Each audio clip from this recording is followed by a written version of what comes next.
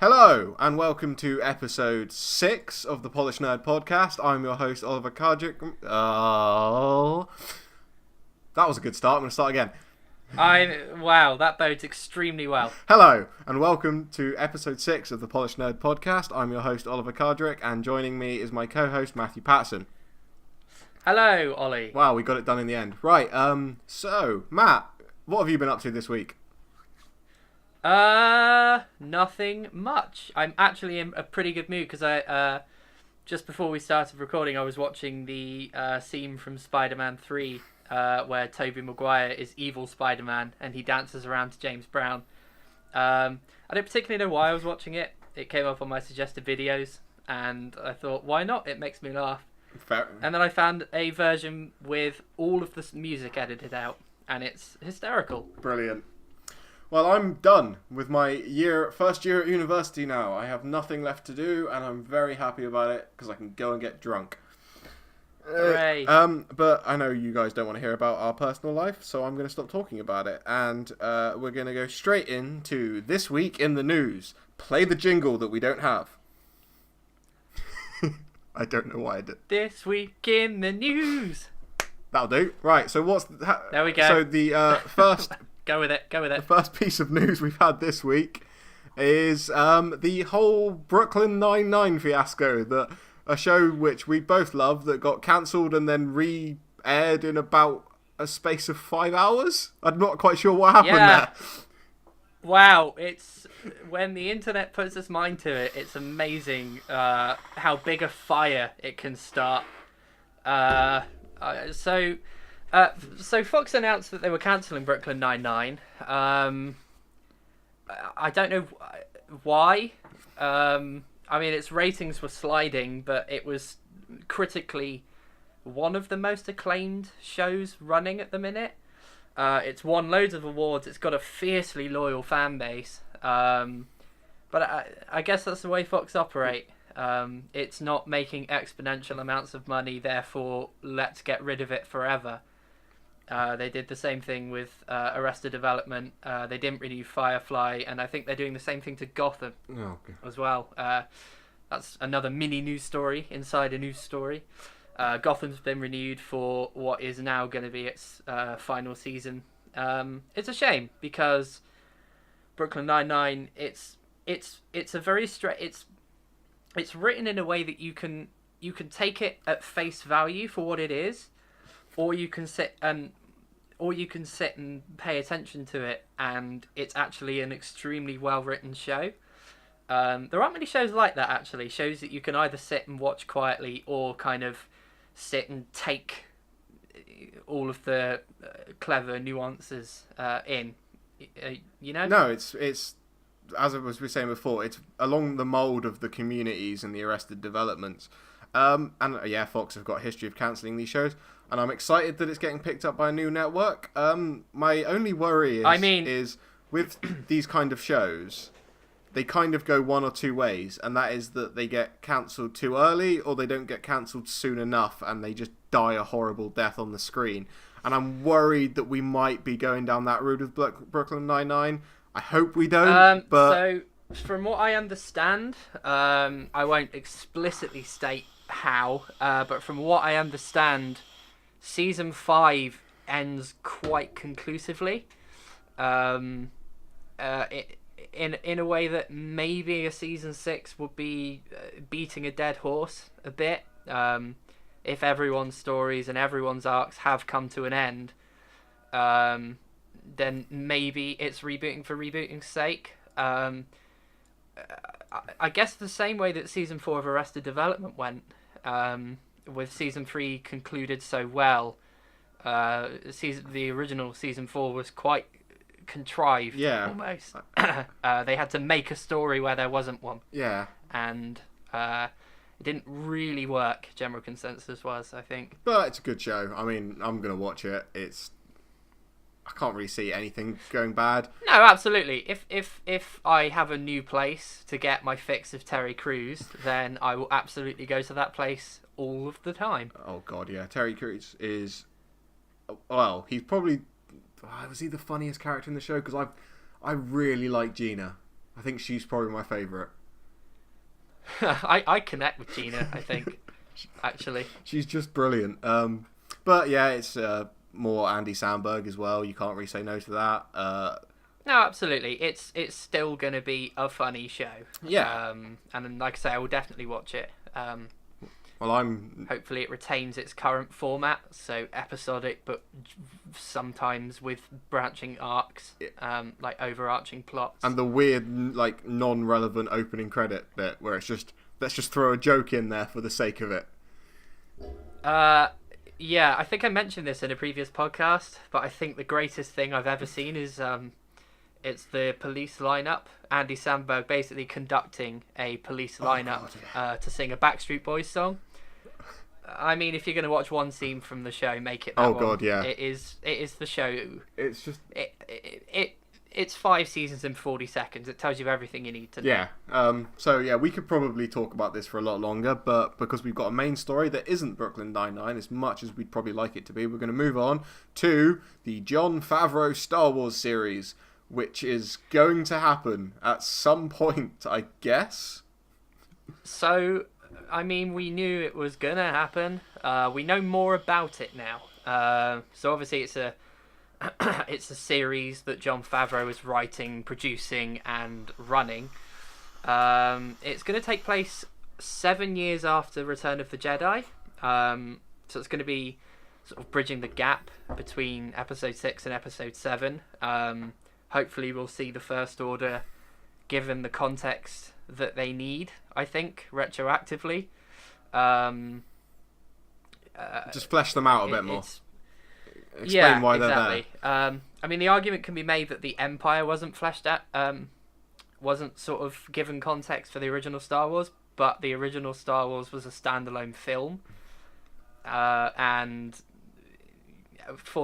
by the time The Force Awakens came out, Star Wars was an empire that transcended the films. And that was kind of the point of the original. I mean, George Lucas has always said that the thing he was going for with Star Wars was the feeling of going into one of the old movie theaters back in the 50s when they used to show serial films, and you just show up late and get straight into like episode 4.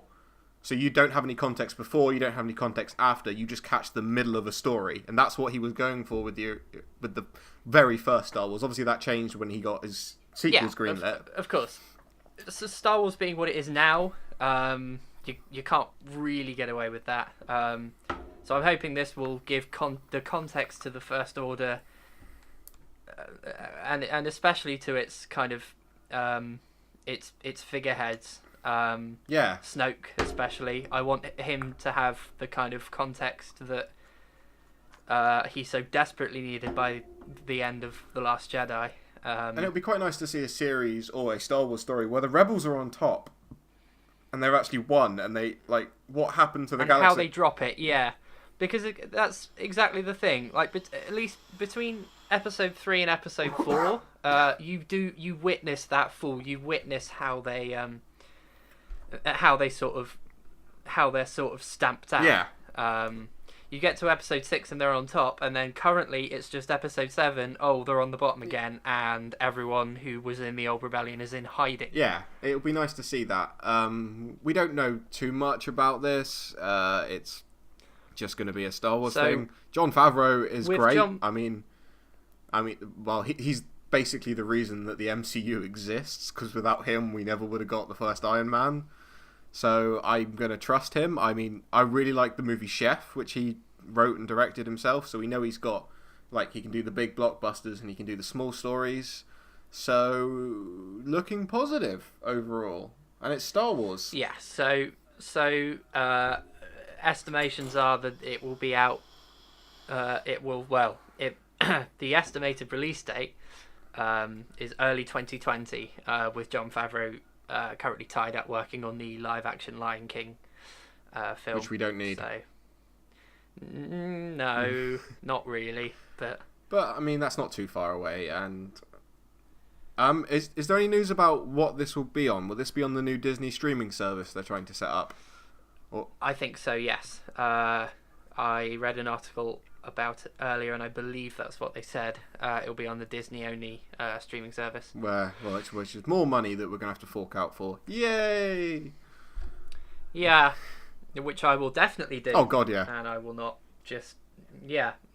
We're not move on. We're not Quick. Pirates, we swear. Quick, move on. I've just outed myself as a pirate. Quick, move on. Shazam, that's a thing that's happening with Zachary Hey everybody, look over there at Shazam. Yeah, exactly. That's finished shooting this week. So we're going to get a light-hearted DC movie, which is something that we desperately need. So obviously one of the big complaints about Justice League was how inconsistent its tone was because of the reshoots they did to try and sort of, for lack of a better word, comic book the film up to make it ridiculous, to make these characters over the top. And it didn't really work. It worked in points, but the reason they did it is when you do a tone like that, you need to pick a character to have the comic relief, whereas they threw it into all characters, and I don't like Batman making jokes. No, I mean, if of all the characters in the Justice League, let alone the film, Batman has never been comic relief, and especially not this Batman, because this Batman's like an alcoholic who sleeps with different women every night. Like, he's not a happy guy. No, this is a guy with serious inward insecurities. Yeah. And for him to suddenly be cracking jokes, especially given the setting, you have Barry Allen there. You know, Barry Allen is the Joker of the Justice League. In all of his appearances, he's the one that takes things really stupidly. He didn't really work very well either in that movie. No. It wasn't... Anyway, Shazam. Yes. So I think Billy Batson is the first inherently comic booky character that's going to be entering the DC cinematic universe. Matt, I've got to take you back a couple of years to the fact that... I don't know why we're not more excited about this, but we got a film adaptation of Captain Boomerang before Wonder Woman. Oh, we did, didn't we? I tried to cast that film from my mind because of what it did to so many of the characters that appeared in it.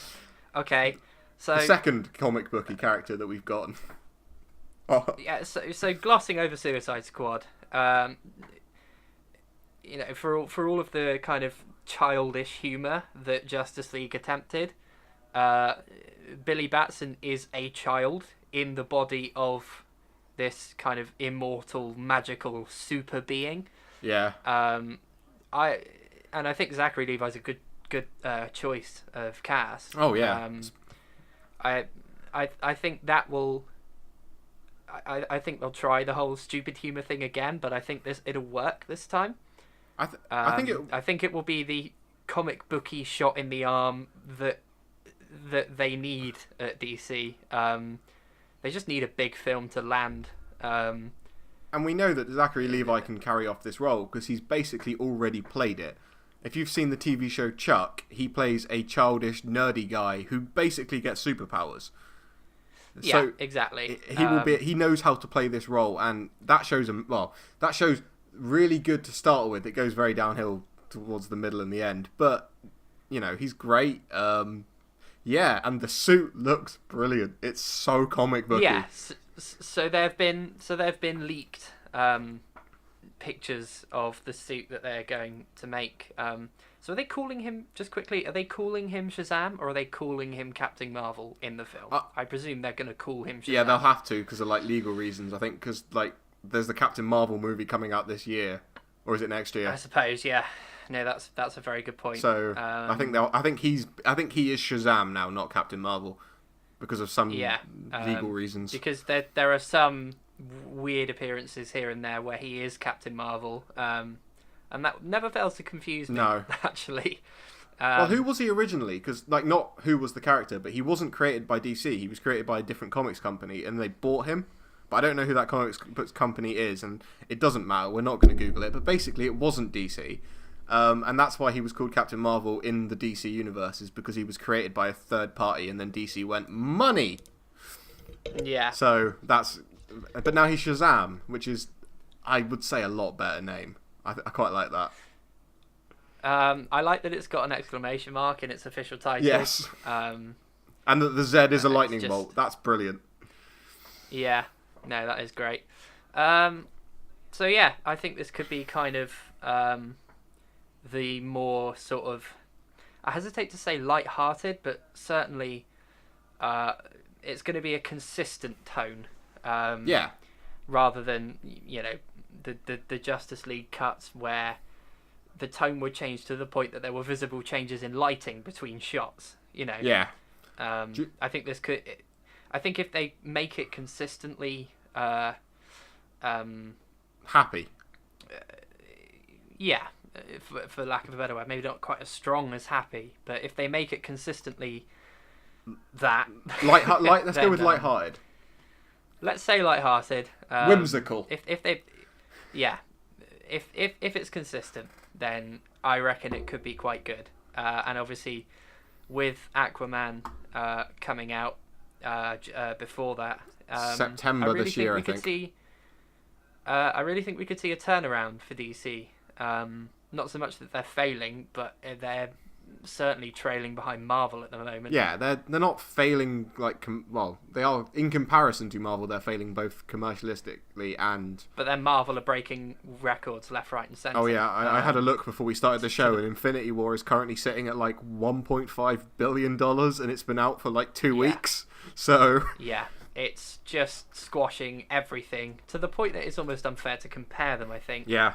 The difference in release schedules, the difference in tones, the different problems that DC have had. It's almost unfair to compare them as rivals. Yeah, I would agree. And I personally feel that, I don't know if this is personal opinion, but I feel DC characters are harder to adapt than Marvel characters because less of them are human. Because you have, like, Superman is historically almost unadaptable because he's just a perfect man who can do anything. I mean, you take a man who, you know, is so kind of, I can do anything, I'm going to smile and my teeth are going to flash and I'm going to say, I am Superman, America's amazing. Yeah. You take him and try to make him dark, you're failing before you've started that. Yeah, and quickly, while we're talking about Superman, we have some sad news that happened today, and that is that we lost the actress Margot Kidder, who you probably know as Lois Lane from the original Superman movies in the 70s. This is, I knew her from these Superman movies, but I knew her more as a horror icon. If you didn't know, she was in the original Amityville Horror movie in 1979, and she was in Black Christmas in 1974, which, although a lot of credit is given to Halloween as being like the first slasher movie, Black Christmas kind of did it before that. It wasn't a full slasher movie, but it was your standard teens in it wasn't a cabin, it was a house over Christmas, and they all get slaughtered, but it was a slasher movie before its time, so we just thought we'd mention that news as it broke today. We haven't really planned too much, but that's quite sad, isn't it? Yeah, no, it sucks. Of course it does. To lose someone so closely associated with the Superman films. Quite a big reason that I think comic books were brought back into the mainstream. Yeah. She's one of the reasons that comic books are taken seriously, and as two people whose lives kind of revolve. For the most part. Yeah, and well, they weren't. They were a bit corny, but they were fun. And as mine and Matt's lives kind of revolve around comic books, not just because of this podcast, but just personally, it's feels like a big loss. But yeah, that's sad, and this is a happy comedy podcast, so we're going to be happy. Well. Oh, I'd say happy but not positive about the final piece of news today. We're getting a Predator reboot. So the trailer dropped. It was a few days ago. Is it a few days ago? Yeah. I don't know. I've only just seen it. Like literally before we started recording, I've only just watched it. which is bad because we've been planning this episode for a couple of days, and it's been planned around this this piece of news dropping, and Mac just couldn't be bothered to watch it. Yeah. It doesn't look very good. No, the new design of the Predator looks weird. His head is way too big. I mean, And it's got Predator was a mouth hole. Predator was an icon. Like, redesigning him at this point for the sake of the reboot. Yeah. It just seems deliberate. But also to redesign him in such a minute way.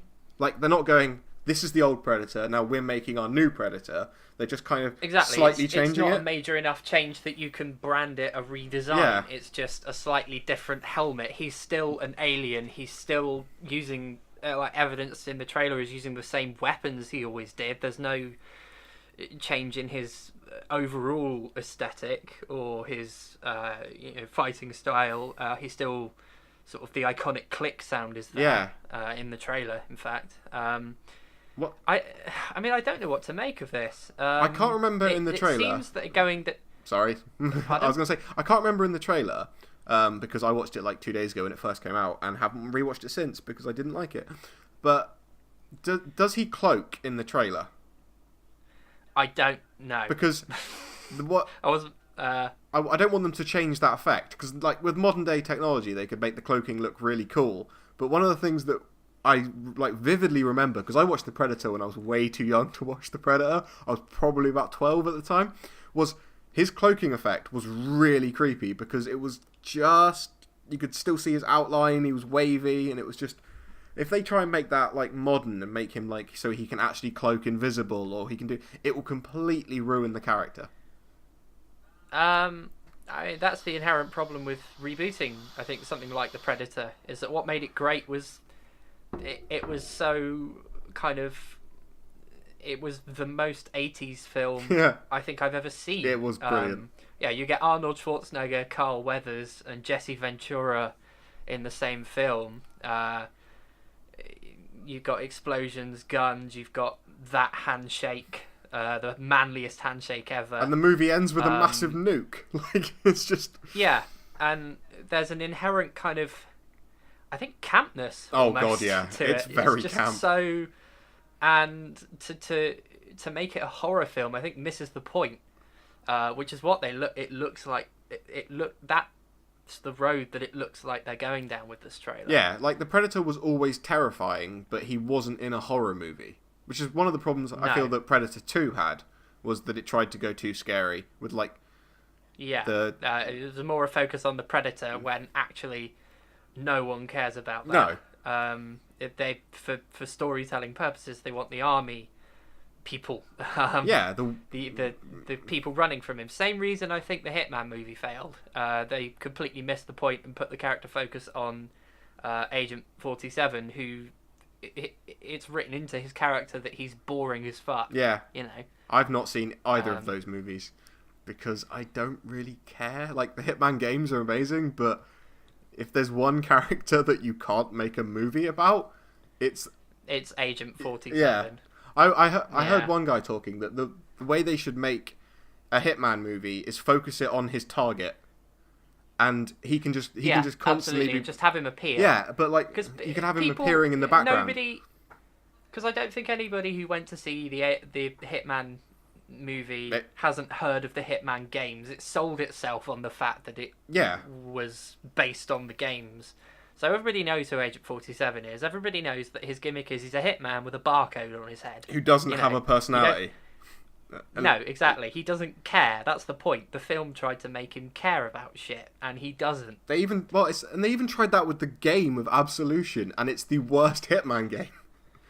You can't give him a story, but we're getting way off topic here. Predator. Yeah, anyway. So Predator reboot, segue, to borrow a phrase from a wise man. It's back! Oh, it's never going to die now, Matt. Now that you've accepted it, it's becoming a part of the podcast. I haven't accepted it. You have accepted it. You have accepted it. It's a parasitic phrase that's in my head now. It's part of the podcast. I think as it's much a better way as of you saying and it. me. This is now the 3 polished nerds, and the third nerd is the segue. Okay. So, yeah. Okay, I regret saying that, and there's no way you're going to edit it out. So let's go with that Yes. then. Okay. Oh no, Matt. First of all, you need to sing us out of the news. That was the news. Sweet. I'm gonna keep that soundbite and use it every week now. Wow, that was a horrible spike in the audio. I apologise, Ollie. I'm gonna literally cut those 2 soundbites and they're gonna play in every episode now. Okay, are you going to include the nervous stuttering? Probably because it's part of your character, Matt, and it's why people love you. Right. Oh god, I got way too close to the mic then. Okay, so we're talking about bad reboots. It's taken us about 4 minutes to get from the segue that Matt made to this, but bad reboots? well, all reboots in general. Me and Matt have got our Reboots. Me and Matt. Good reboots, bad reboots. What makes each of them? So Matt and me have both made our own list of reboots. We've checked, so we're not going to talk about the same one twice. And we're just going to go through them, debate whether they're good or bad, and then we're going to give them a rating system, which can be rating system for reboots. They're going to be good boot, bad boot, or meh boot. No words. Well, that's what we're sticking with now. So, do you want to go first, Matt, or shall I? Okay, so I'll go first. I thought so. Obviously, we're in the age of the reboot now. Franchises starting to be rebooted left, right, and centre. There's rumours of even more reboots on the way. Not many franchises have been rebooted twice.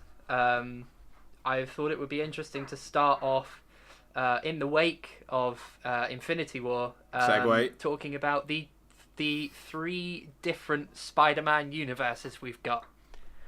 So obviously I don't know if there are any films preceding this, but let's say the original Sam Raimi trilogy starring Tobey Maguire as Spider-Man. Let's call that the first one, and then the amazing it's not a trilogy, is it? 2? Yeah. With Andrew Garfield as Spider-Man, and then the second lot of reboots, the Tom Holland era. Obviously, Homecoming being the only film in that. But I suppose you can count Civil War and Infinity War in that, can't you? Because he's there are appearances. I don't think the films focus on him enough that we can call them Spider-Man films. It's more that he's there. Yeah, I suppose. Than there's a focus on him. So we'll count Homecoming and Homecoming. I don't know why I said it twice. No, nor do I. So the Amazing Trilogy then. Let's start talking about that, because I know that our opinions on this don't align. No, they don't. We're going to have our first disagreement on the podcast. It may get violent. Probably won't. We're not in the same No. room, so it would be interesting if it did. We'll send each other It pictures. would literally be me. It would be me destroying my own things. Or we can send each other pictures of us punching things. Yeah, sure. So the Amazing Trilogy, 2. Yeah, it's 2 the films. Amazing 2. I didn't like them. I did. There we go. Well, that's a disagreement, and I am not comfortable with right, that. so we're moving on to mine now, right? Right. Okay.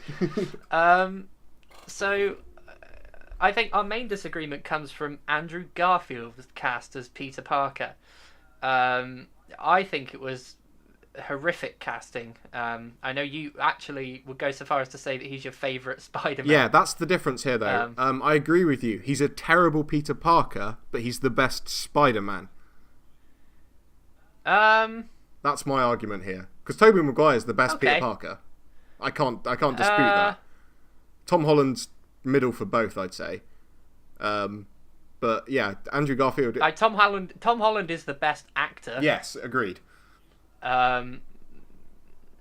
His performance in Infinity War especially. But I don't like Andrew Garfield as Spider-Man. I think they were trying to be too angsty with a character that's not angsty, that's never been angsty. No, he hasn't. They just tried too hard to be dark with it. I think I'm right in saying in the wake of The Dark Knight. This would have... Oh, God, these movies came out in 2012, I think, so...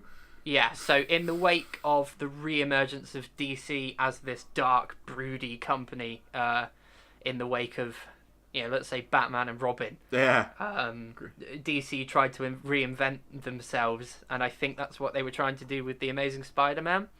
Not a bad idea. They definitely chose the wrong source material, though.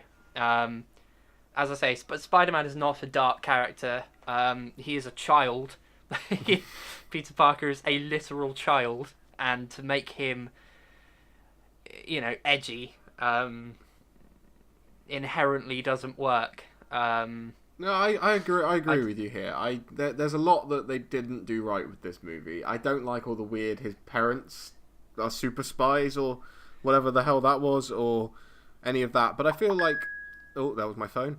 I feel like a lot of it did right, and I think the strength of these movies comes from the incredible chemistry between Emma Stone and Andrew Garfield as Peter Parker and Gwen Stacy, because you really believe their relationship, especially in the second movie, which is so wrong in so many ways. That their chemistry with each other is incredibly real. I think they might have actually been dating at the time, so that might be why. But I really like these movies. The suit is terrible. I will not defend the suit. I think the CGI in general in these films, yeah, it's not great.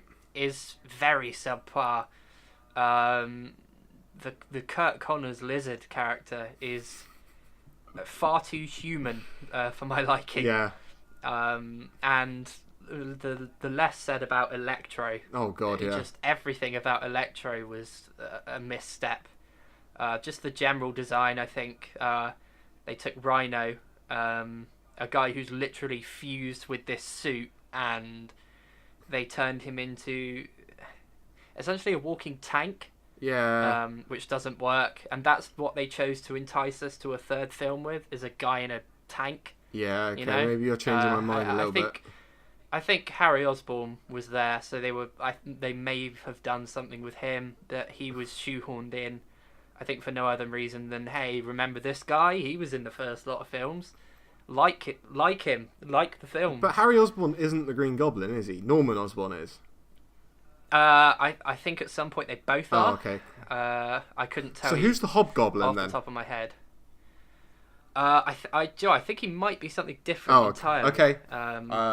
I don't know. So the main thing, my main complaint with The Amazing Spider-Man is that this trilogy was meant to build a cinematic universe. And so Sony wanted to build a Spider-Man cinematic universe, and they didn't go anywhere with it.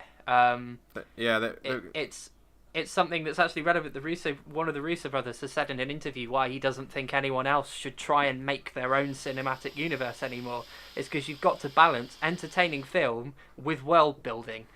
That will come up a couple more times. Oh God, yeah. When we talk about different films. I think this one tried to focus on making an entertaining movie. I mean, whether or not it paid off is another thing. But they tried to focus on making it an entertaining movie and effectively forgot to build the world that was the reason that these films existed. So that, in my opinion, irrespective of whether it's a good film, it's not a reboot. It's not what a reboot should be, No. So going back to your arbitrary rating system, it was, in my opinion, a bad boot. A bad boot. I would say it's a meh boot. I mean, I don't hate it. I just don't like it either. I liked Andrew Garfield, as I said. He made his... Well, that's the thing. As a film, I mean, the second one was offensive. The second one is painful. Yeah. Like actually painful. But also hilarious. As I say, I'm not judging them as films. I'm judging them as reboots, and this is not how you reboot a franchise. Especially not with the aspirations you had for it. I will say is one thing though, in defense of the second movie, is what they nailed the death of Gwen Stacy. That was heartbreaking to watch. No, that's true. Because it wasn't. Could they have got that wrong? I mean, if they followed how it happened in the comic books, it's hard for that to not be an emotional scene. I know, but it was the fact that they just because of Peter Parker's role in it. They made it more brutal because, like in the comic books, Peter catches her with his web, and it snaps her neck. In this, he catches her too late, and it whacks into the floor, and there is no way that's a closed head wound, because she hits that floor. It was horrible, and it wasn't because it was. If you haven't seen it, it's all in slow motion. She's falling. Peter Parker or Spider-Man shoots the web, and the web flies towards her, and like little fingers come out of the web for like symbolism of him reaching for her, and then it just speeds up, and she just hits the floor. Yeah, no, that's true. I'll give the film that. It subverted the expectation that, oh, it's a typical superhero movie, it's in slow motion. Bleh. Yeah. I mean, obviously, knowledge of the Spider-Man comic book universe going into the film, it kind of indicated that Gwen Stacy was not long for the world. No. But no, I'll give it that. They did do very well. But Electro, Ollie, yeah, all right, I can't fine. forgive Electro. If you're counting them both together, I will give you a no boot on this one. But the first one, I think, is all right. I think as a whole, as a whole, it's not what a reboot should be. Okay, so we have a bad reboot to start with, a no boot. So my first one. Oh, which one shall I pick? Where's my mouse gone? I've lost my mouse. There it is. Right, which one shall I pick? I think I'm going to go with probably the one that I've got the most to say about, and that is that we cannot say it's a bad. No, we cannot say it's a no boot, and that is the Peter Jackson Lord of the Rings. If you don't know, this was a reboot of a movie they made back in the 80s or something, which was a cartoon where it was so bad that they only actually made the first one, where they tried to put the first two books into one story, and it was really bad. So, I mean, this movie just kind of had to be good, like, okay, to improve on that, but these movies are amazing. I don't know what we can say about them that hasn't already been said. That's how you build a world. You know, they build a world inside three, and obviously they had the book source material to work with, but to build a world that complex inside 3 films, it's a feat. You know, it's just I think the extended version of Return of the King. I think it still makes my top, sort of at the very least, top 5. Yeah. Films I will sit and watch over and over again. How would you rate them? The 3 films, like in what order would you say that they are? I would say that I'd say Return of the King is the strongest. Yeah. But again, that's inherent with a trilogy. It's the payoff. It's where everything happens. It comes together rather. And I would say that the second is the weakest. Again, because it's the middle film. Inherently less is going to happen, less sort of meaningful things are going to happen. We're going to have another disagreement here. Yeah, but that's how I rate them. Because with me, I would say my the best in film sense, I'd say, is The Fellowship. It's the most like complete storyline. It's got a beginning, a middle, and an end. It's not that you can't watch it as a solo movie because obviously it does end open-endedly, I guess. But I think on a filming standpoint, and the least plot holes and the best character development is all in the first film, because you've got things like Gimli is actually a 3-dimensional character and not just used as comic relief. Legolas hasn't become Superman yet, which is just weird because that definitely happens towards the end. And you have the best scene in the entire trilogy, which is the death of Boromir, and the way it was handled was just fantastic. No, that is true. I will give you that, actually, of all of the deaths. Yeah. I will say that about Return of the King. I actually watched it a couple of nights ago. I still get angry about the way they handled the Witch King. Yeah. I just feel like that's such a dumb plot device.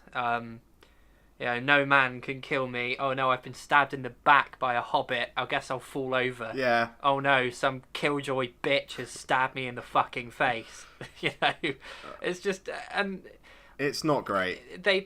And in the final cut, they took out the scene where the Witch King actually broke Gandalf's staff. If you're watching the normal version of the film, partway through, Gandalf will just lose his staff. There's a cut scene where the Witch King actually just destroys it. And they also cut the death of Saruman out of the theatrical release, which was a bit of a weird thing to do. Yeah. It was Yeah, that was an odd thing to do. He just kind of disappeared. Um, And there's no real explanation for but it. Where there definitely should be. The thing that makes me the most angry about these movies, though, is what they had the way they handle Faramir. Is that his name? Faramir, who is not a dick at all in the books. He's just genuinely a nice guy who cares about saving Gondor, which he is in Return of the King, but he's a fucking asshole in Two Towers for no reason. Yeah. There's nothing to add there. He's for no other reason than we need someone to not trust the others and then come together with them. It's just, and then because story. Yeah, we got to mention, because it will come up again as a segue to a much later part, this is the first of many breathtaking performance of Andy Serkis in motion capture. It's brilliant. Gollum is probably the best character in these movies. Yeah. All of the characters that appear, all of these dictionary definition evil characters, and Gollum is the one that makes my skin crawl. Yeah. Just twisted kind of... and when you consider when these films came out, what was coming out alongside them... Yeah. It just kind of... It's incredible. To make a film in sort of the early noughties that holds up now in terms of CGI. Well, we spent a couple of episodes ago when we were talking about Infinity War praising the fact that they've managed to make Thanos look like a real character. Gollum looked like a real human being back in 2001, or was it 2002? Yeah, exactly. It took them how many appearances to get Thanos correct? Yeah. Like anatomically correct and not looking like a grape. And they did it first time with Gollum, and he still stands up. Yeah. It was just... those movies are incredible. I suppose we are being technical to call them a reboot, but they are such kind of landmark films, I think. They will... I don't that we couldn't exactly avoid talking about I don't think there'll ever be a better complete trilogy of movies. No, to have so much going on and then to tie everything up so beautifully. Yeah, and the cast. We will probably end up. I know we always say this, but we'll probably end up doing an episode on these because the cast is perfect. Everything's just. Oh God, I could talk about these movies for hours, but we're going to move. Actually, what kind of boot is it, Matthew? I mean, do I need to say that it's a good boot? It's a good boot. I'm still not comfortable saying good boot, but it's a good boot. Yeah, fine. Okay. That's how good it is. It's good enough that I will enjoy your fucking catchphrases. Matt, I'm just trying to make us marketable. Okay, fine. I mean, one day there could be a person out there with a T-shirt with your face saying "good boot" on it. Is that not the dream? No. You're too pessimistic about life, Matthew. Good boot T-shirts will sell.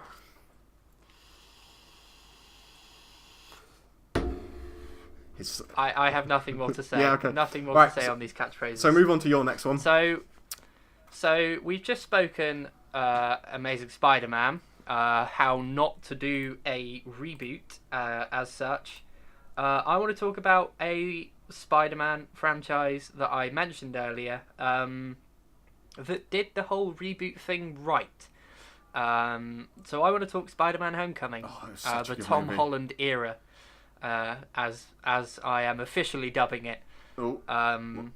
This is how you reboot a franchise. They knew by the end of Homecoming that we knew who Peter Parker was. We knew his origin story. We didn't need to see it again. I mean, even people who'd never seen the films knew that Peter Parker was bitten by a spider. You know that Spider-Man's powers are swinging around and being strong.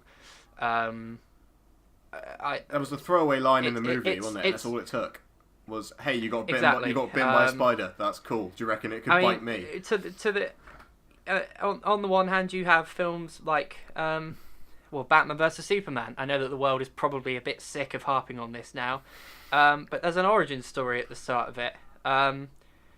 Batman is another character, I think, that not even comic book fans know the origin story of by now. Yeah.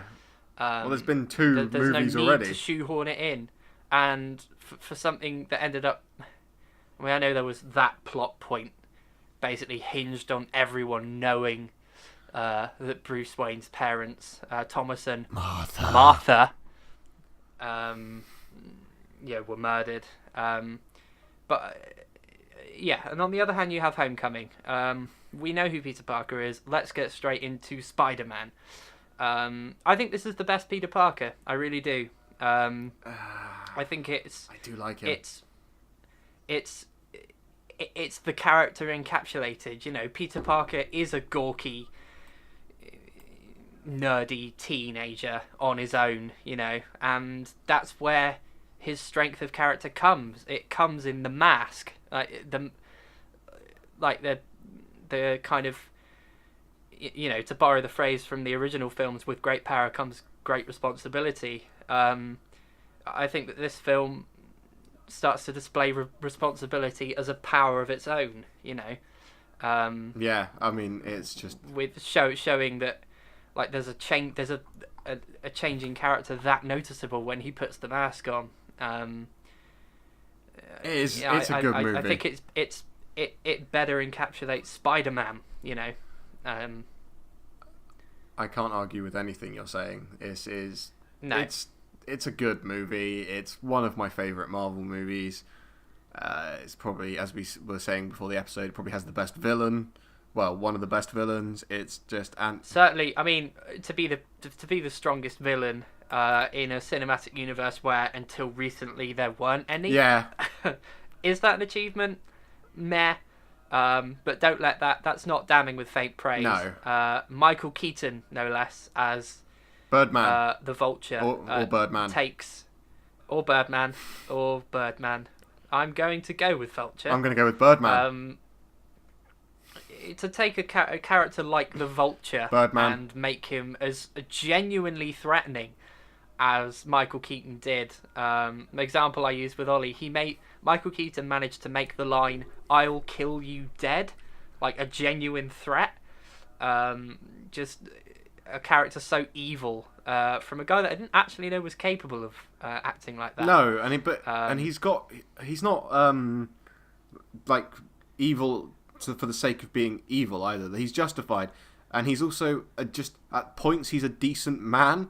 Like there's a scene. No, that's true. There's a scene at the end of the movie before we started where he refuses to give. He knows who Spider-Man is. He knows he's Peter Parker. Because Peter Parker's trying to bang his daughter, which is quite funny. But and he's in prison at the end of the movie, and I don't know. It's probably a Spider-Man villain because Shocker's in this as well. It's a bit weird. He comes up to him and says like, "Oh, tell me who the Spider-Man is," and he straight up refuses out of some sort of moral obligation because he was impressed by Peter, which is like, it was quite nice to see a character who's not just evil for the sake of being evil like certain purple villains in recent Marvel movies. So the I've lost my train of thought again. Sing another song. Words. I like words. We should do a musical episode. So the sign of a good villain is, I think, when you start to question whether they're actually the villain. Yeah. And the fact that it can be argued, at the very least, that Michael Keaton's Vulture doesn't do anything wrong. No. I think is a testament to how the character's implemented. Yeah, I really think he's a great villain. The villain, maybe the second best Spider-Man villain we've seen. Yeah. Behind Dr. Octopus. Otto Octavius. That was loud. Dr. Octopus. Sorry, everyone. That was in Spider-Man 2, who was just great. He was. The villain of this movie is Tony Stark, who, I don't know why this rubbed me such the wrong way, genuinely has the audacity at a point in this movie to say to Peter that if you're nothing without your suit, you don't deserve it, when he's fucking Iron Man. Yeah. It's like... yeah. It's just... No, that's true, actually. I missed that. I think this movie also showcases Tom Holland. I mean, this guy can fucking act. Oh, yeah. Between Homecoming and his appearances in Civil War and Infinity War. You don't just question whether he's the best Spider-Man. You question whether he's the best actor in the MCU at the moment. Yeah, I'd say the most into his character. And he's got amazing comic timing as well, because this movie's really funny. That's something we should mention as well. This is I think it's the first proper Peter Parker as well, in the sense that he jokes around. Yeah, like he's just a boy. That's the point of. I think that's. Should I tag a spoiler for Infinity War? I think that's why Spider-Man's death was so touching. Is that for those brief few seconds he was a boy. He was devoid of the costume, the confidence. He was just a child. Yeah. And I think that's what Homecoming does well. Portrays Peter Parker as just a boy, coming to grips with the responsibility that this life he's trying to push himself into comes packaged with. It was a great movie. I've watched it like 4 times, which is more than I've watched maybe any other Marvel movie, actually. And again, in terms of a reboot, it's how you do it. Yeah. It balances entertaining film with world building. You know, it gives us an insight into Peter Parker as a character without explicitly mentioning the origin story. Yeah. Which I think is pretty impressive. And it did do some world building, because we got Shocker. Although did he die? I can't remember. I can't remember. But yeah, either, we've got Shocker, and you get who's better than Electro for all that counts for. Yeah, but Electro's appearance in the Amazing films. No, Shocker did die, and then someone else became Shocker. I think that's how. But he looked quite cool, because although if you've seen Shocker, he's got one of the most ridiculous comic book outfits there is, and that's saying something. But they gave him a yellow coat with the cross hatch pattern on it, so it was kind of not a cool nod. And we also got Donald Glover playing Miles Morales' uncle. And he name drops his nephew in the movie, so now we know Miles Morales is out there somewhere, which is that's quite a cool bit of world building right there. That is exciting. Yeah. Because he is. He's Spider-Man, for those of you who don't know. Yes. I was just trying to think of. Ultimate Universe Spider-Man. Yeah. See, I'm getting confused. I had Spider-Man 2099 in my head. No. Who is Miguel O'Hara. Yeah, Miles Morales is Ultimate Universe Spider-Man, which I think Peter Parker dies in that world, I think, and then he takes. I think his body is his mind. Oh, this is a very comic booky thing to explain, but I think Otto Octavius is dying, and Peter Parker's mind is swapped with Otto Octavius's. So Otto Octavius takes over and becomes the superior Spider-Man, and Peter Parker dies inside Otto Octavius's body. If you don't read comic books, welcome to comic books. It's all contrived bullshit.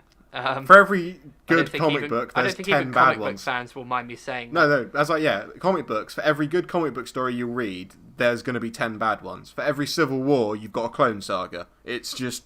Yeah. Yeah. So, good boot, bad boot, or meh boot? I love this. It's a good boot. It's a good boot. As I've said, it's how you reboot something. And there's genuine momentum for the Spider-Man universe. Yeah. MCU. And I'm genuinely excited to see who they introduce next. Well, we've got Venom, but I'm not entirely sure if that's tied in or not. It might be, it might not be. It's nobody really knows where Venom stands. They're painting him as an anti-hero rather than a villain, which, I mean, I don't think he is. No. They're doing the same thing with Black Adam, the film to stand alongside Shazam, Shazam's greatest villain. They're making him an anti-hero. I feel like they're doing that just because The Rock's playing him. And while I'm absolutely excited to see The Rock in a film like Black Adam, I don't think it's going to work. I feel like with Venom and Black Adam, you can make them anti-heroes, but we have to see them as villains first. Absolutely. How do you make an asshole like Black Adam relatable? Other than just casting The Rock and crossing your fingers. You need to do it like what Marvel did with The Punisher. where he was the villain, we got to know the character, so that then when he became an anti-hero, we understood where he was coming from. Exactly, it retroactively gives meaning and understanding even to where he's coming from. Right, my turn. Because that was loud. We've had a good boot, a bad boot, and a good boot, and a thing. So I'm going to pick one that might be our first meh boot, and that is the Teenage Mutant Ninja Turtles. This is the 2014 reboot and the 2016 sequel, Into the Shadows, which should have been called Out of Their Shells, but they just can't be bothered with funny names. What? In a universe that's built on funny characters, they couldn't be bothered to be funny. I know I'm gonna get some hate for this, but I kinda love these movies because I was the kid. You know, I used to get up on Saturday mornings in my Teenage Mutant Ninja Turtles pajamas, go and eat my Teenage Mutant Ninja Turtle brand cereal, and watch Teenage Mutant Ninja Turtles. This was kind of my shit when I was 6. So, and although these movies are flawed in so many ways, I give them a pass on almost all of their flaws because they just nailed the Turtles perfectly. They are just the old Turtles from the crappy TV show, just in a movie. And a movie that has the balls to, after one movie that wasn't very well received, and a lot of people didn't like it, they just went, oh, screw it, we're just going to go straight to Krang, Bebop, and Rocksteady. It's like, thank you. I mean, I don't have the nostalgia attached to this that you do. I never really watched the Teenage Mutant Ninja Turtles. Heroes in a Half Shell. I think it's a bad idea from the get-go to turn these guys live action. Yeah. I think some things just work better as the kind of stylized, cartoony. Can we admit it's an improvement on the weird rubbish suits from the 90s movie? No, absolutely. It's an improvement on that. Yay! But I just think some art styles do not translate into live action. As we said earlier, Kurt Connors as Lizard. They tried to make him too human. My favourite example is this foreshadowing. We don't know. My favourite example is the Galactus's appearance in Fantastic Four: Rise of the Silver Surfer. People were pissed that he was a cloud. Of course they were. But if I had gone to watch that film and then suddenly it was like a massive dude in a blue and purple suit with a giant helmet and horns, seriously, go and Google this guy's comic book outfit. It would have looked fucking ridiculous. Same thing with Ego the Living Planet. Guardians of the Galaxy 2. I know they tried to make him quote unquote a living planet, just a guy in touch with a planet. I know Ollie in particular doesn't like Guardians 2 because they didn't do Ego the Living Planet. Because this is a movie where we've had Howard the Duck and Cosmo the Space Dog. They don't care what people think.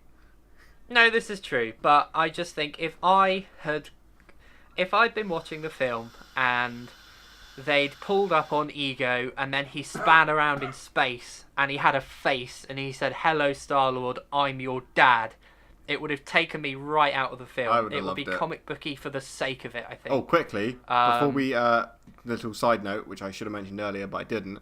The Russo brothers released this week that Howard the Duck, spoiler alert for Infinity War, survived.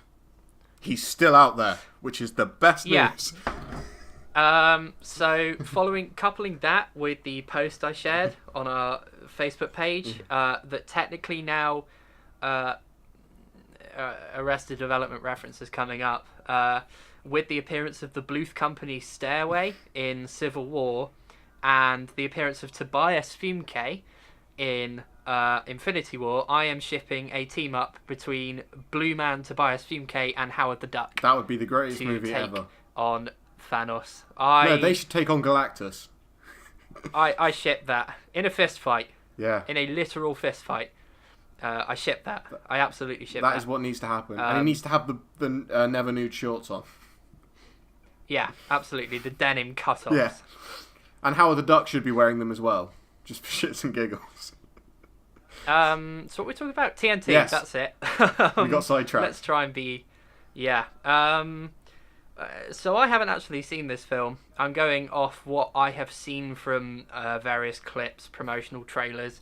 I just don't think the art style works, was the summary of that nonsense that happened a minute ago. I will agree with some that. things I think should stay out of live action.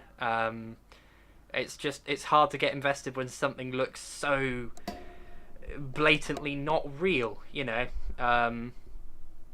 As we spoke about, you know, I hate to keep calling back to it, but Thanos in Infinity War, he looked real.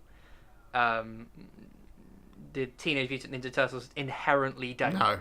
Can you guys tell that Thanos is Matt's favourite Marvel villain, by the way? Maybe he might be. Yeah. You sound like a 13-year-old with a crush there.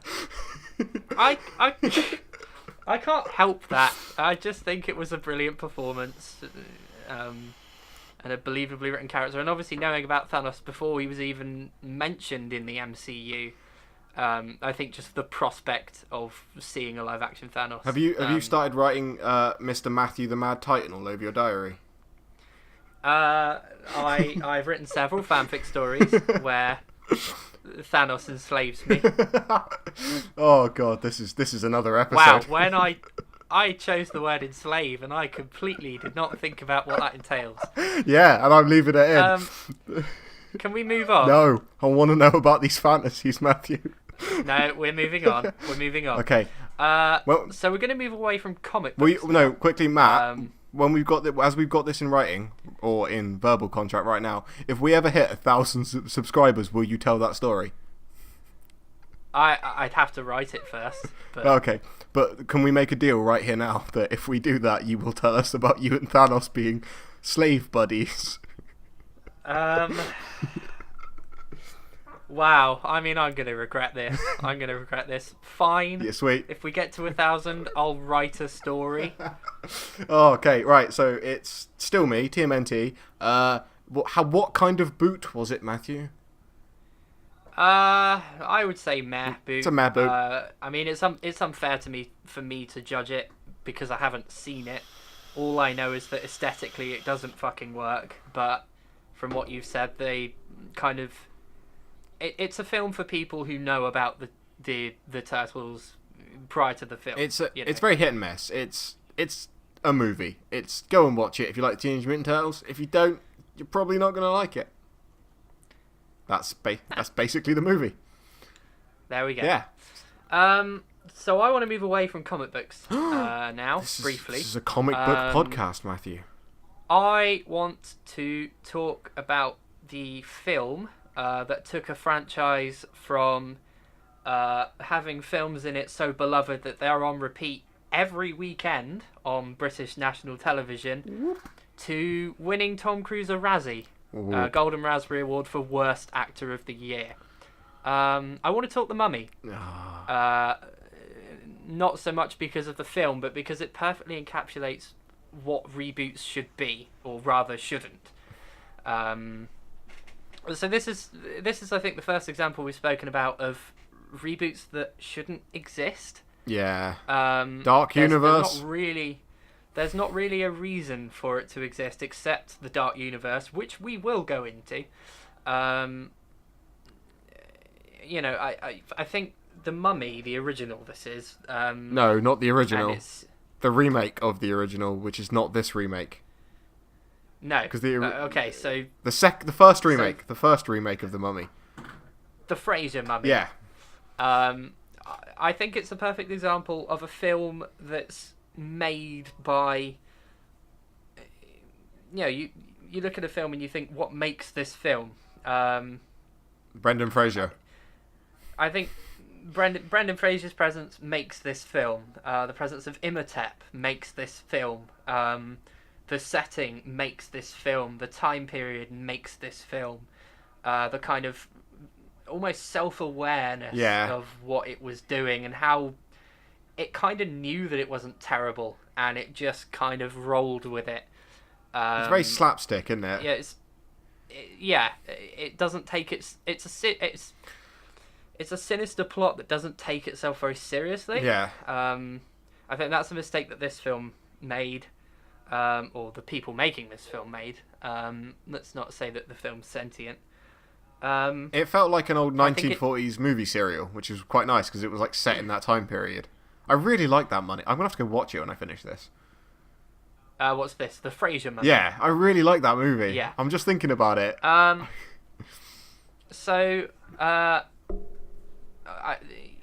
This new film tried to take its ridiculous plot quite seriously. It almost takes it down a horror route, which is just inherently never going to work. When you reboot something so kind of aware of how shite it is to something that tries to push its shite as genuine horror. I mean, there's a scene in this movie which they take deadly seriously. It's not meant as a joke. It's meant to be scary, where the mummy smashes all the glass windows in London and then somehow converts the smashed glass back into sand, because that's how that works, so that she can form herself. That's a thing that happens. I don't like this female mummy villain. I think Imhotep, his backstory, that everything that he did was driven by love, by his love for Nuxtanamun, I believe. How do you remember that? Or did you Google it?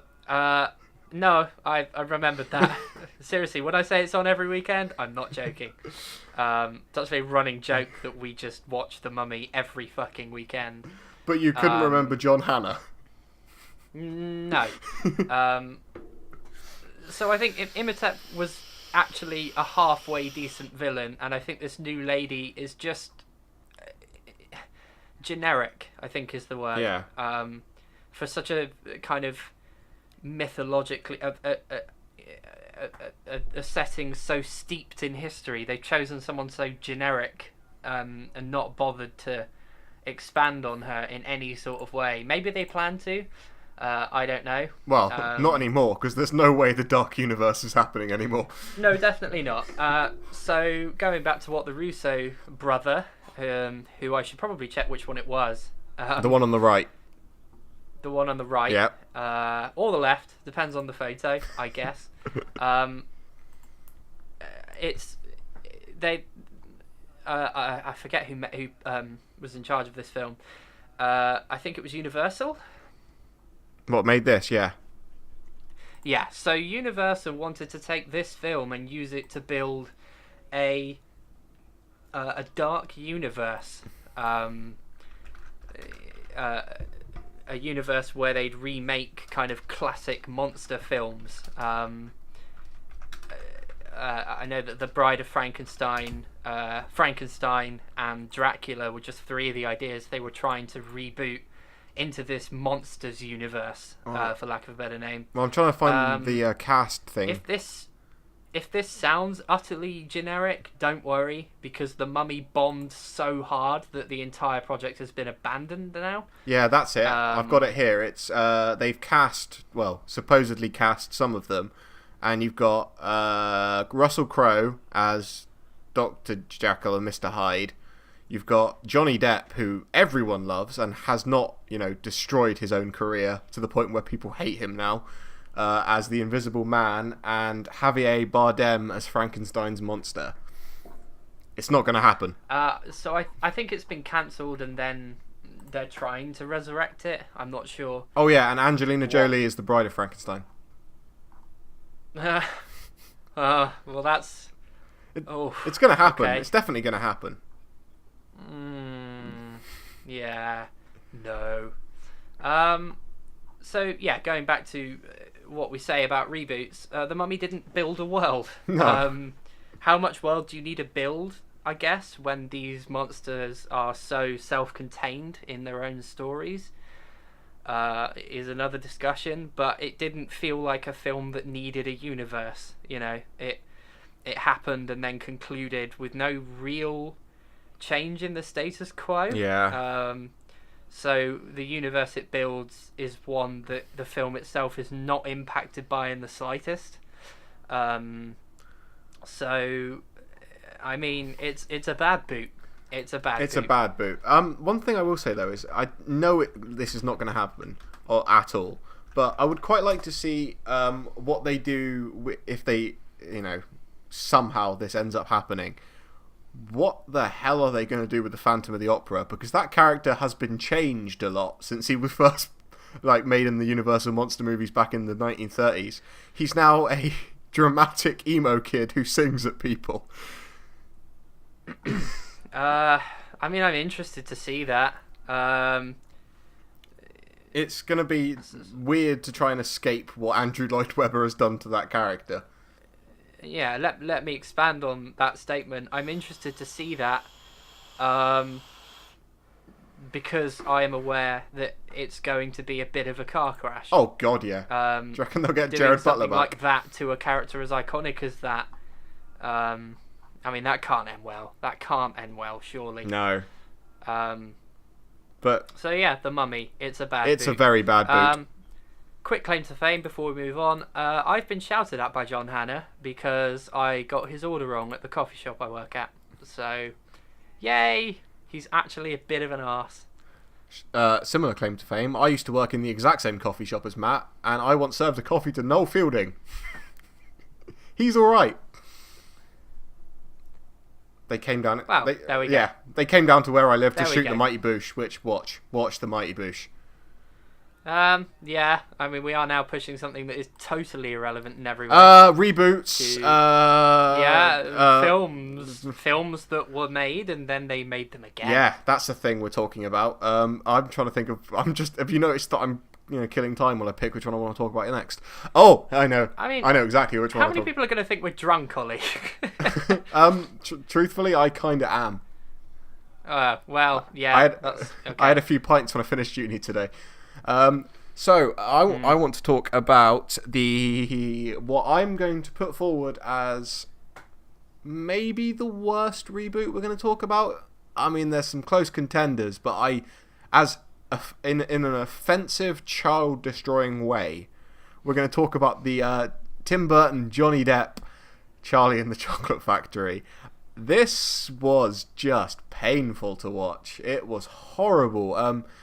Not only did they just, I don't even know, visually this place was just a mess, but I kept getting the feeling while I was watching this film that Johnny Depp wanted to touch the children. It was a really weird. He's played that character very strange, and the voice was. I hate this movie so much.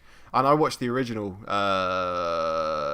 some time ago. That was a pause, and the original was brilliant. The original, it must have come out in the 70s with Gene Wilder, and it still holds up today. So, didn't need a reboot. They didn't change enough of the original to justify a reboot. They basically kept the same movie, just made it weird. And they changed it in points that didn't really need changing. Yeah, I think they gave Willy Wonka a strange kind of father angle. Oh God, I forgot about that. Yeah, they were trying to.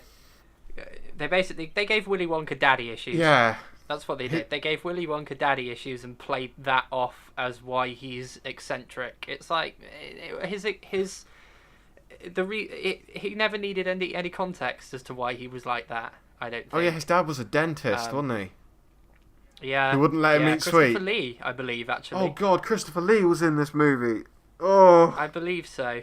Why did the... I actually remember watching this for the first time and just confusion, genuine lack of ability to process what I was watching, This is one of those situations where it's just, why? Why would you even attempt this? It was never going to end well. And even if you knocked it out of the park and made one of the best reboots possible, people would have still hated it because the original is so perfect and well beloved by everyone. Yeah, absolutely. That's to to take a film so old and yet so beloved, even now, Yeah. and then put such a strange twist on it. That's the way to describe it. Just odd. And I know in the original film there was some sort of weird overtone to Willy Wonka, but I mean to play on that, Yeah. it made very little sense. It was just so stylized. It was very uncomfortable to watch. Johnny Depp's Willy Wonka. Yeah, that's the word. I genuinely felt fear. Yeah. watching Willy Wonka, and maybe that was the point. I don't know. But Willy Wonka if it was the point, it worked too well. But that's not the point of Charlie and the Chocolate Factory, No. is it? It's based on a Roald Dahl book. It was an interpretation that didn't need to happen. It was just, and they another thing as well is they, like, Roald Dahl, when he wrote Willy Wonka, it was a very long time ago, and there were some, how do I put this politely, less than favourable depictions of other races. If you haven't read it, the Oompa Loompas, they're not orange with green hair. They're, they were taken from Africa. I'm just going to say that. And the film that was made in the 70s realised that was a bad idea and changed it. But the film that was made in the 2000s thought, nah, that's fine. We'll just play that up. What were they thinking? So there's the argument of there being faithful to the source material. But if the source material is aged that badly, then don't play up to that. No. Do what the film in the fucking 60s did. Yeah. Even in the 60s, they thought, we can't do this. If times have changed enough that something is not acceptable context in the 70s. If something taken out of its context looks unacceptable, don't do it. Don't, to do it and hide behind source material when there's another example of something that's interpreted the source material and left it that out. Yeah, it was just a weird choice. It takes your excuse away, doesn't it? I think it's God, no, that movie like haunts me. Basically, it made me scared of Willy Wonka I wasn't. I would have been about 10 or 11 or 12 when this came out. I think it was about 2006. I'm probably completely off with that, but it made me scared of Willy Wonka, which is something that no child should ever be. No, exactly. And I watched the original Charlie and the Chocolate Factory loads of times when I was younger, and for this to be the next interpretation, it was just a strange film. Johnny Depp trying to be the Johnny Depp character that he was trying to build for himself, and it not working in a spectacular fashion. It was bad. Alright, so just looking at the time, I think we've probably got about enough time for maybe one more, maybe two if they're short. So do you want to pick your final one, Matthew? Final short one. So I want to gloss quickly over the trilogy that's probably the reason that the DC Cinematic Universe exists. Ollie, I want to talk Nolan's Batman. Yay! Oh wait, quickly. Willy Wonka, bad boot.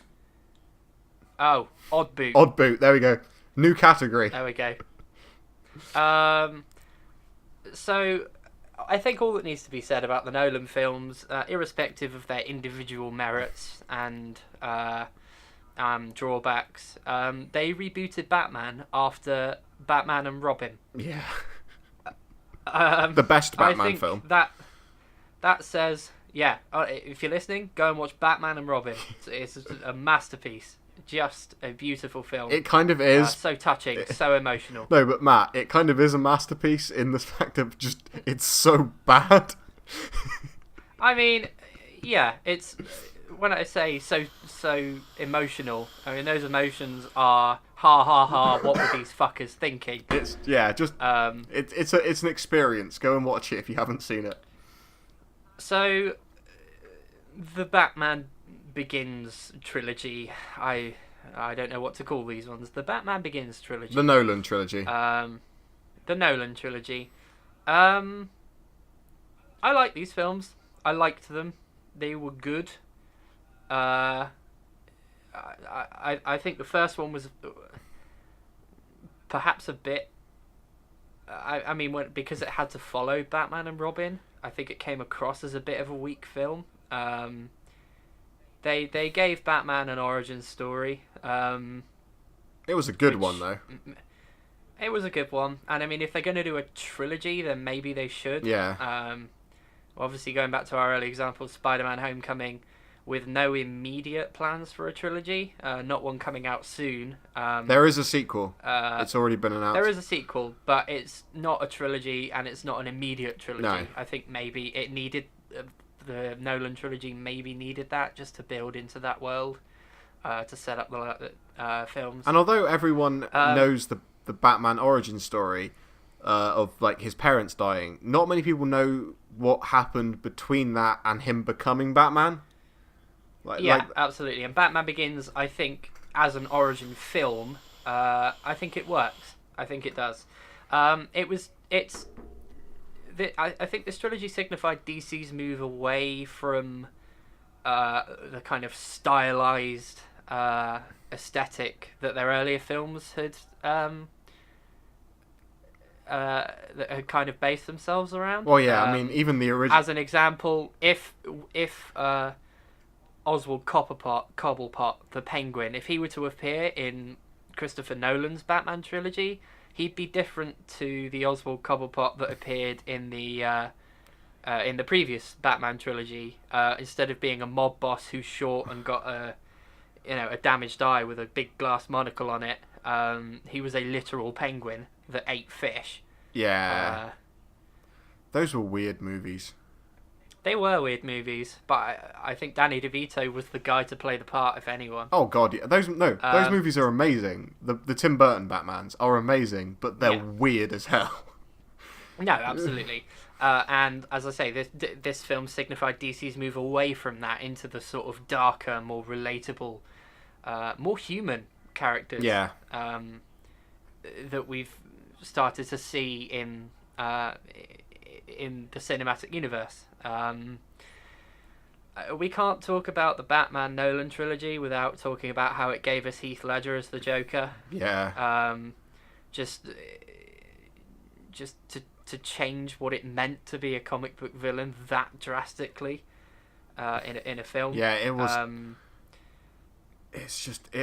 I think that was the moment that because this movie came out the same year as the original Iron Man, and Heath Ledger, as much as you can contribute like Marvel's success to Iron Man, and a lot of most of it is, but without Heath Ledger's performance in that movie, I don't think comic book movies would have been taken seriously. No, and that's what I mean. He kind of he changed what comic book movies could be. Yeah. And DC especially would incorporate these changes into their later films. Obviously, the fact that he died is it's tragic. Yeah. To showcase his talents in such a game-changing way, and to not kind of be able to properly reap the benefits of that is an injustice, you know. But it's also, as sad as it is, it's an amazing way to be remembered, because he will always be remembered as that character now. Absolutely. For many people, Heath Ledger is now the Joker. Yeah. I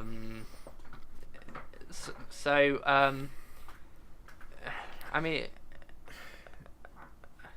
you struggling here, Matt? I am. I've lost my train of thought. These movies brought Batman back from the dead. They saved comic book movies because although the Sam Raimi Spider-Man movies, which we talked about earlier, were good, they weren't critically well received. Comic book movies were still for kids. The X-Men movies by this point were dead because we'd had Last Stand, and I think maybe the earlier Spider-Man films were on the brink of changing that, yeah. But then Spider-Man 3 bombed, yeah. And everybody's stance has reverted, I think. With Spider-Man and Spider-Man 2 beginning to change the game, Spider-Man 3 needed to be good, and it was kind of meh. And around this time, the most recent comic book movies that had been out, if I'm not mistaken, would have been Fantastic Four: Rise of the Silver Surfer and X-Men Origins Wolverine. So it was not a good time for comic book movies. No, the only people following the films at the time were fans of comic books, and I think those two films in particular just kind of went out the way to piss them off a bit. Yeah. X-Men Origins Wolverine's a great movie, though. I mean, I will sit and watch it. Yeah. It marks the first and, let's be fair, probably only live-action interpretation of Freddie Dukes, aka the Blob. Matt, were you one of the people? Because I will admit I was. About 3 or 4 weeks before this movie came out, there was a version of it leaked online where they'd done none of the special effects. And I watched it, because of course I did, because I thought, yeah, it'd be quite funny. It's just, if you get a chance, I don't know if it's still on it'll definitely still be on the internet somewhere. Try and find the copy of X-Men Origins Wolverines without the effects done, because it's such a weird experience to watch. Because Wolverine's claws are 100% CGI in that movie, so they're just not there. Oh, I cannot believe I forgot to mention it. Talking about the Mummy earlier, please go and watch the original IMAX trailer that leaked, or that rather was posted, in fact, officially, because there's no audio, there's no music mixing. It is just silence and then people screaming with no music. It is. I watched it not long before we started recording. It is so funny.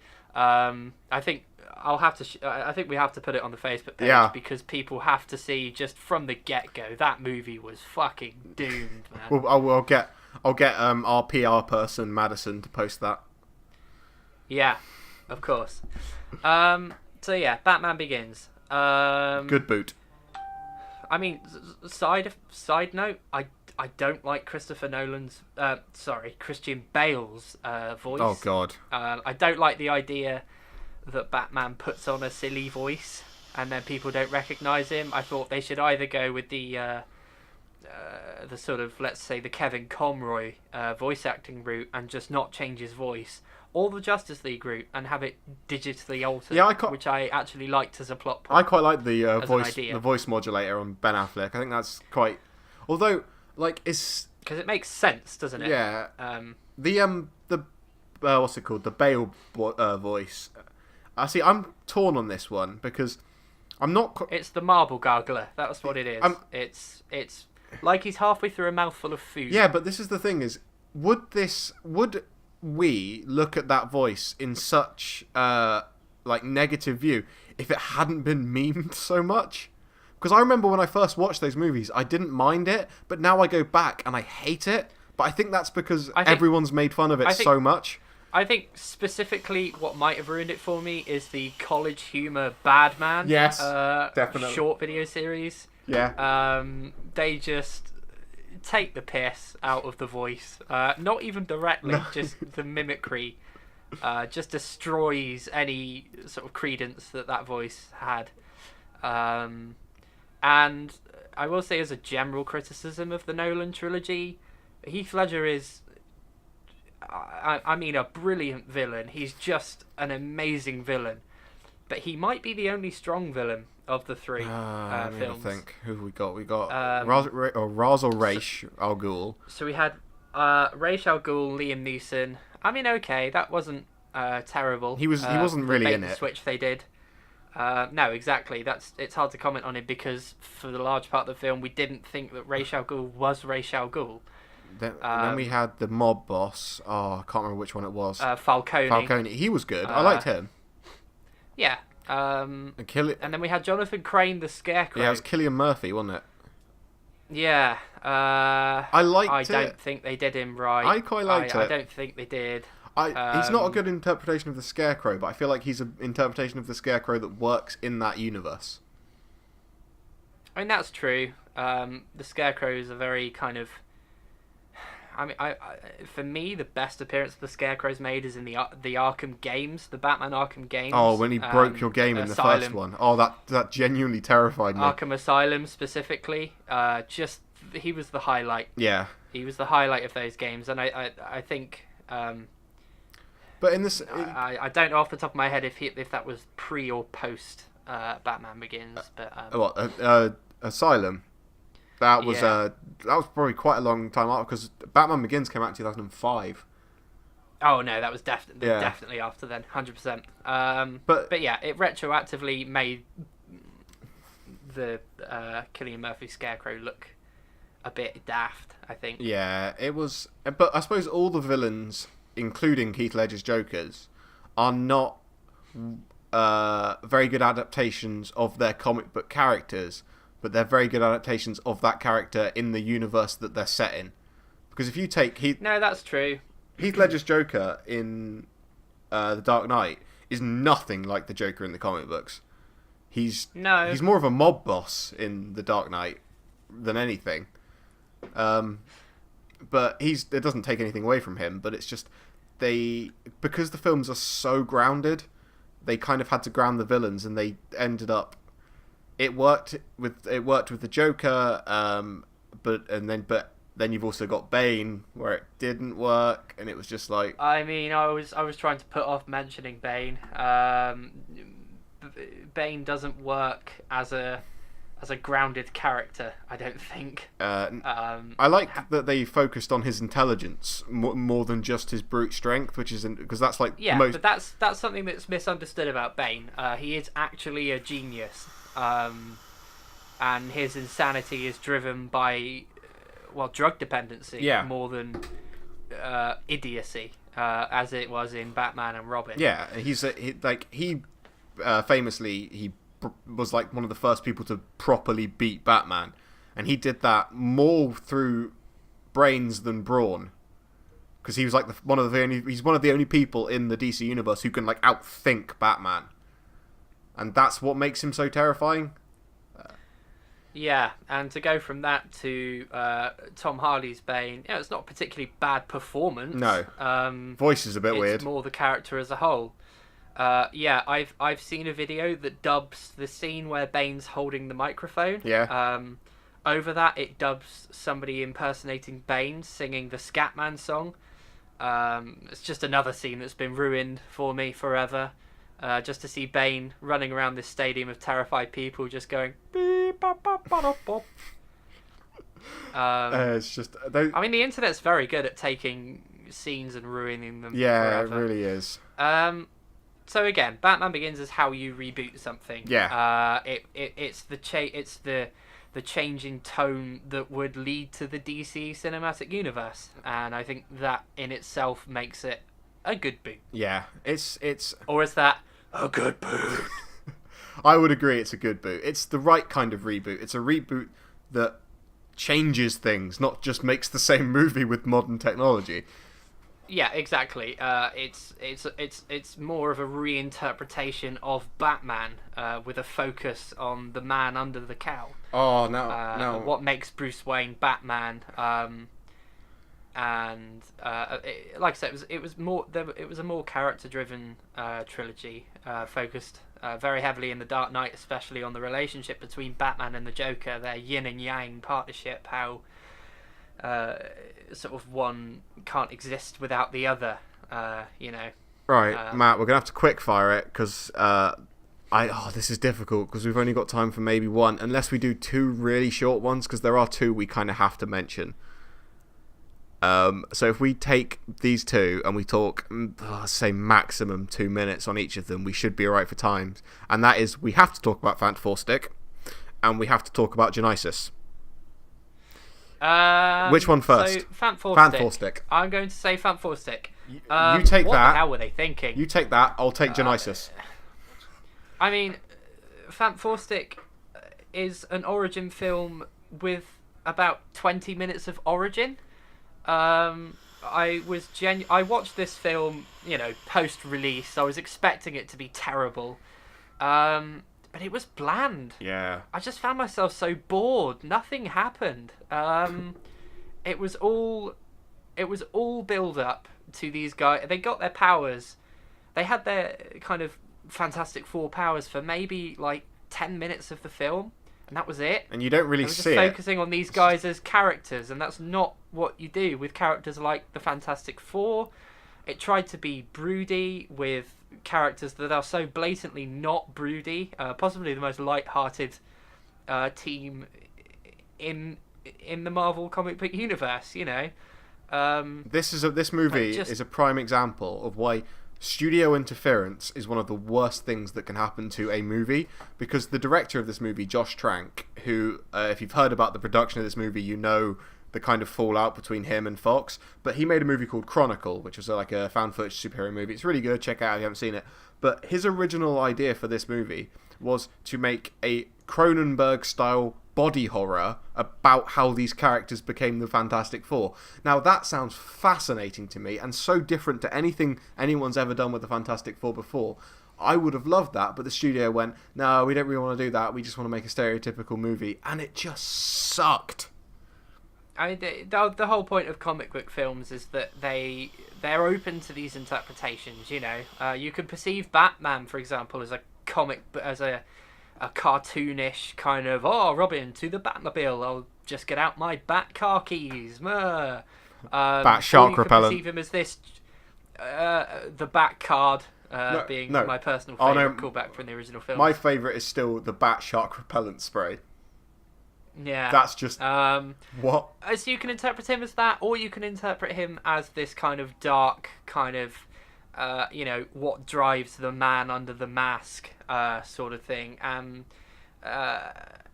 It was just, yeah. These things should be open to interpretation, not just hammered out and say, yeah, make it dark, but... also don't do anything dark. Just make it broody for broodiness' sake. Okay, quick side note about Fantastic. A young Reed Richards loses a talent contest having invented teleportation. Yeah, that was a... No. No, he doesn't. Doesn't the teacher he say... wins the Nobel Prize. Doesn't he say, this isn't a magic show or something? Yes. And his teacher is Homer Simpson, for some reason. Yes, Dan Castellaneta is the teacher. And that line encapsulates this film. It doesn't... It can't make up its mind what it wants to do. It's also... It doesn't handle the source material right. It doesn't handle the origin story right. No. We're going to get another... If they were ever going to carry on with the sequel, we were going to get another terrible interpretation of Doctor Doom. Dr. Domashev. Dr. Domashev. But Matt, I just wanted to go back quickly to the scene you were saying about the teleportation scene. Now, in that scene, they're meant to all be about 16 years old. All of the actors are played by about 25 to 30-year-olds, which happens a lot. That's not a new thing in cinema. But it happened in the original Spider-Man series, Tobey Maguire playing a teenager despite not being a teenager. Yeah, but what you do to hide that is you surround that actor with people that are the same age as them. In this, literally, the person on the stand next to them in this science fair is an actual 8-year-old child. It's a literal child. And, I mean, I when I first watched this movie, thought that it was an adult Reed Richards. Yeah. And entering a child science fair. But no, he's meant to be 16, and it's just what? Yeah, definitely not. Okay, so we've had to race through that. Bad Boots, definitely. 100% Bad Boot. It revived a franchise that needed to stay dead and then killed it again. Now, final one, quickly. We'll maybe spend 30 seconds to a minute on this, and that is Terminator Genisys. Now... this is not the worst Terminator movie. It's probably the third best, technically, because Terminator 3 and Salvation were god-awful, and the Sarah Connor Chronicles were just a mess as well. But this movie was, first things first, is they followed the Terminator tradition of spoiling the plot twist in the movie with the trailers, which has happened in T2, Salvation... and now this one, so it seems to be some sort of weird trend they've picked up, as well as it just being a god-awful movie that doesn't make any sense, and didn't need to be there, but of course it is, because money.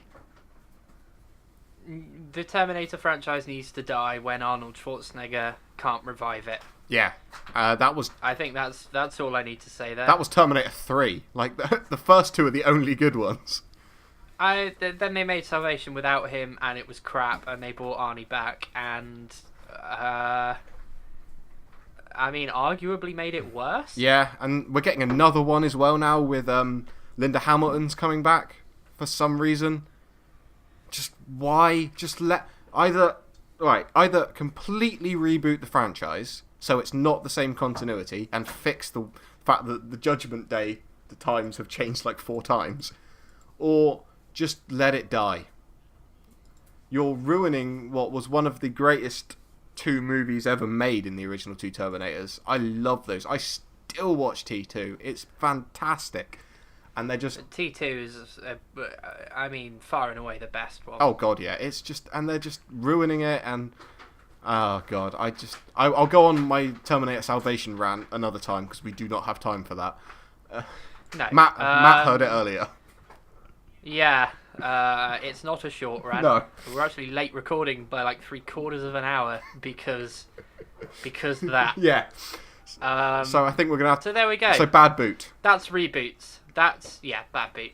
So that's reboots. That's some good ones, some bad ones. Of course there's more good ones and more bad ones. Yeah. Maybe we'll talk more about them in another episode. Yeah. I don't know. We'll talk. But, we can talk about some more when a trailer drops for the next Terminator or the next Fan Stick movie. So we have a really thinly veiled segue. Oh yeah, it's always the way. To pretend that we're organised and to pretend that we know what we're doing. Hey, we have to.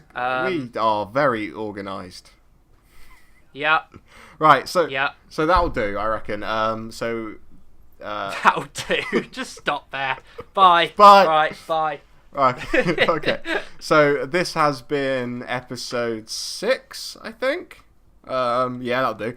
Of the Polished Nerd podcast. Make sure you follow us on Twitter and Instagram at 2PolishedNerds. That's about all the social media side. I won't ambush Matt with it again this time because that didn't go well last time. Nope. I've been your host, Oliver Cardrick. And I've been Matt Patterson. And I think we'll be back next week with Deadpool, so tune in for that. Hell yeah. Right. Hopefully, yeah. it'll be good. Alright, and goodbye.